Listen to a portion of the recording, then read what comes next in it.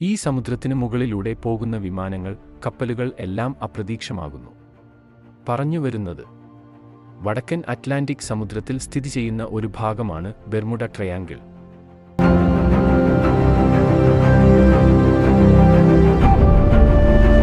പതിറ്റാണ്ടുകളായി നിഗൂഢതയിൽ മൂടപ്പെട്ടിരിക്കുന്ന ഒരു പ്രദേശമാണ് ഇവിടം. നിരവധി വിമാനങ്ങളും കപ്പലുകളും ഒരു തുമ്പും പോലും കിട്ടാതെ അപ്രതീക്ഷമായിട്ടുണ്ട്.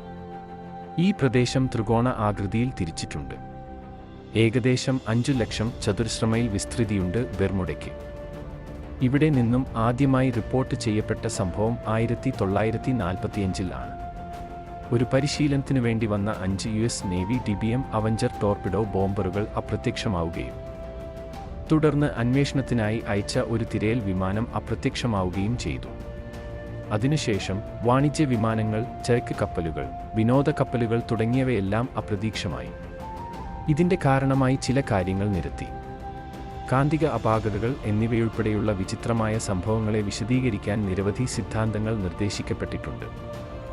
അണ്ടർവാട്ടർ മീഥേൻ ഹൈഡ്രേറ്റുകളും ഹൈഡ്രോതെർമൽ വെന്റുകളും ഉൾപ്പെടെയുള്ള കാരണങ്ങൾ ശാസ്ത്രജ്ഞർ അഭിപ്രായപ്പെട്ടു. വിപുലമായ ഗവേഷണങ്ങളും അന്വേഷണങ്ങളും ഉണ്ടായിരുന്നിട്ടും കൃത്യമായ വിശദീകരണങ്ങളൊന്നും കണ്ടെത്തിയില്ല. ഇത് അമാനുഷിക ശക്തികളെക്കുറിച്ചും അന്യഗ്രഹ പ്രവർത്തനങ്ങളെക്കുറിച്ചും അറ്റ്ലാന്റിസിനെക്കുറിച്ചുമുള്ള ഊഹാപോഹങ്ങളിലേക്ക് നയിച്ചു.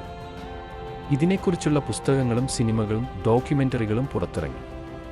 മനുഷ്യന്റെ പിഴവ്, ഉപകരണങ്ങളുടെ പരാജയം, പ്രകൃതി പ്രതിഭാസങ്ങൾ എന്നിവ മിക്ക സംഭവങ്ങൾക്കും കാരണമാകുമെന്ന് ചില വിദഗ്ധർ വിശ്വസിക്കുന്നുണ്ടെങ്കിലും ട്രയാങ്കിൾ ലോകത്തിലെ ഏറ്റവും വലിയ നിഗൂഢതകളിൽ ഒന്നായി തുടരുന്നു.